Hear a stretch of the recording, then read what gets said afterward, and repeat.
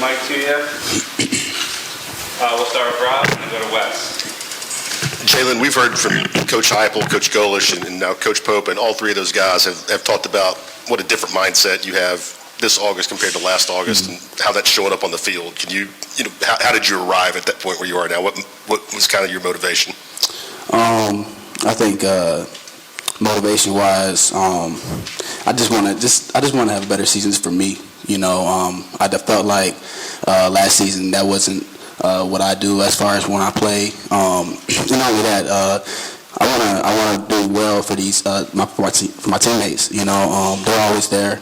I love every guy here, and I think that was one of the reasons why. Wes? Jalin, obviously a lot of the talk around you in spring was positive and taking steps in the right direction. What was the key to kind of continuing that momentum into workouts in the summer and now into camp? Yeah, this is, camp, but as far as, we still haven't even played a game yet. I think that's why I'm still going, we haven't even started. And I just want to keep going hard every day. No matter where I'm at, even if I'm at home watching film or if I'm up here watching film, I just want to go 100% every day. Last year I felt like I didn't get everything out of every day, so that's one of the biggest changes I did. Up front, John. Can you give us your thoughts on some of those freshman wide receivers and what stands out about them? Yeah, Squirrel, a great player, fast player. He kind of reminds me of myself when I came as a freshman, kind of small. But one thing about him, I love his mentality. I love how physical he can be, even with the small frame he has. Chaz, another great player. I felt like when him on the outside where Sedge, helping him out, he definitely responded well with Sedge, helping them, teaching him how, what to do, with press or just anything like that, because we're in the SEC, you're going to see press about 90% of the time. So for the outside guys, you got to be physical with that. And I felt like Chaz has done great and Squirrel has done great too. Right. Yeah, Jalin, two things over here. One, was there a moment where you watched tape or you sit down and you said, you know what, I'm not giving anybody the best version of me? When was that moment? And two, was there any times this summer where you had to fight staying kind of in the mode you're in right now? Last year it was hard on me. I think I lost my confidence. Didn't really know the offense as well as I know it this year. Wasn't going as hard last year. And not only that, I think Bayless helped me a lot when he was here. A guy who stood up, took over the role when I couldn't, and he did what he had to do. And just watching him, how he played, seeing what you can do when you play well. I think that was one of the biggest reasons. Adversity. In high school, I didn't really go through a lot of adversity because high school is kind of easy as far as football. But when you get up here, you're in the SEC. You're going against big time athletes, big time players. So I need to know how to change that. So I had to change it now. This summer, did you have any moments where you like stop working? You say like stop working or not just stop working, but anything where maybe some of those habits tried to creep back in, or have you just been that locked in the way you were in spring? Man, hey, I've been locked in this year. Every day I wake up, man, just circling that first game, man. I'm ready to go. That's one thing I can't say about myself this year. Last year, if you asked me the question, I don't know what I can tell you, but this year, man, I'm locked in. I'm ready to go. So Mike, Jimmy, Patrick, and then Austin. Yeah, Jalin, how do you make sure that level of locked in and all these differences translates into that first game and the games throughout the season? Yeah, we're here. This is the SEC. We're at the University of Tennessee. We have great guys here, great receivers here. Last year it taught me, when you don't play to the standard where you need to be at, you're going to be on the side. You're not going to be playing. We're here at the University of Tennessee, great athletes, great receivers here. But the reason why I work so hard, man, I just want to do it for these teammates. I want the respect. I feel like when I go out there, especially this year, I feel like I'm the best slot in the country, and that's what I want to do every day.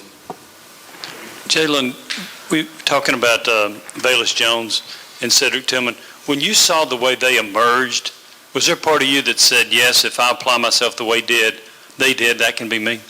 You know, what's crazy about it, Bayless told me, he told me when he left, he was like, man, he had a conversation with me, right before he left and started training for the draft, for the combine. He sat me down and, because he knew I was going through stuff, especially last year. He sat me down, told me, what you can do out of this offense. We watched film together. This is all before he left. This is why I say this is a brotherhood, because that's something a lot of people don't do, and that's why I have so much respect for him.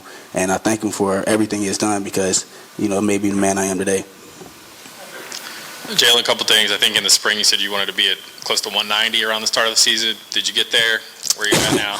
I wish I was 190, man, but, with camp, sometimes it's kind of hard. But right now, what I'm trying to maintain the 180 just throughout camp. And then, when we start getting more as far as easier and get out of camp mode and back to the season, my main focus is try to get to 187. 190 probably be a next year goal. But I want to be playing at 187 this year for sure. And Mike asked you about sort of translating everything you've done this offseason. How do you make sure that you talked about circling the first game? How do you make sure you don't put too much pressure on yourself so I'm sure you want to make sure that you show everything you've done over these past 8 months. How do you make sure you don't put too much pressure on yourself and are able to handle it if it maybe doesn't go your way right off the bat? Yeah.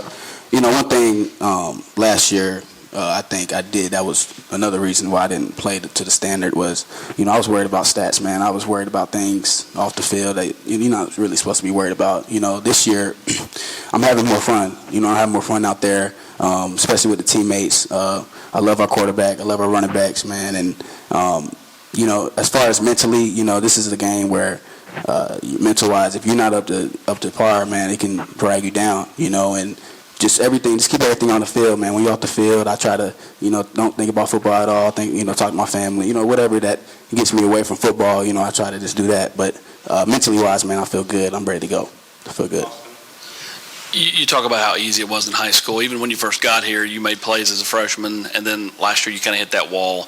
Today's, era of, kids calling other kids at other schools saying, hey, we need a receiver, come play here. I mean, did it ever enter your mind to leave? And when did you just kind of make the decision, and I want to lock in here and be the guy here? Yeah, I never had any conversations about leaving. I think what it was Coach Pope, when Coach Burns was here, again, Bayless, they all was around me, when I was going through stuff, man, and that's why I thank him so much. And Coach Pope, he pushes me so much.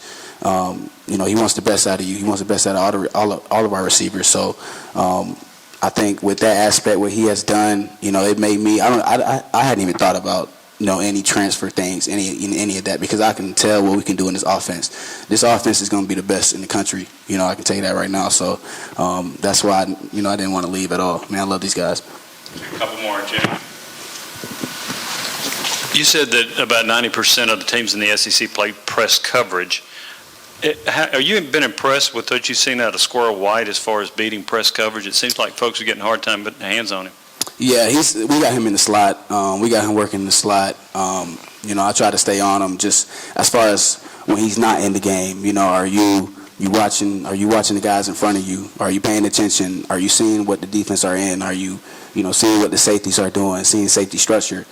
Just with Squirrel, he's not going to get a lot of press, especially in slot. But Chaz is definitely going to get the press. Caleb, guys like that. But Sed's definitely getting them right as far as how they're training. But I try to stay on Squirrel because, like I said, he reminds me of myself, man. And I don't want him to hit a wall at all. I want him to go full speed. And with a guy like him. Only thing you got to do with him is confidence. Make sure he's confident on the field. When he's confident on the field, man, he's dangerous. All right, thanks. Thanks, Jim. Last one. So you have big-time speed, Squirrel has big-time speed, Sampson has big-time speed. Is that a different aspect of this year's team, all that speed on offense? Yeah, we have a lot of speed in that room, a lot of speed. I think three of us can easily run 23 miles per hour in that room. It's definitely a different room from last year, and the years I've been here, definitely faster guys, and especially with this offense, that's what you need. You need guys to go over the top. You need guys to get the ball to them, ball in hand guys, what they can do with the ball. And that's what it is in that receiver room, man. We're fast, explosive. Thanks, Jalin. Appreciate it, y'all.